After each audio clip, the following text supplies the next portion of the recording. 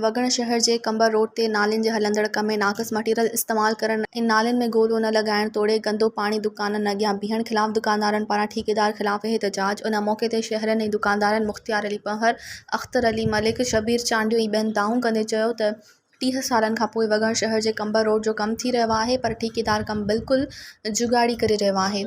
पलस्तर अहिड़ो थो कयो वञे जेको हाणे ई किरे थो।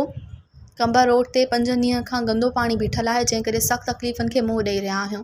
दुकानदारनि, इंजीनियर, पब्लिक हेल्थ, DC कंबर शताब कोती ॿियनि बस वारनि खे अपील कंदे चयो त कम जो मुआयनो करे ठेकेदार खे पाबंद कयो वञे त जीअं हू मयारी कमु कराए, त ॿी सूरत में ठेकेदार ख़िलाफ़ सख़्त एहतजाज कयो वेंदो।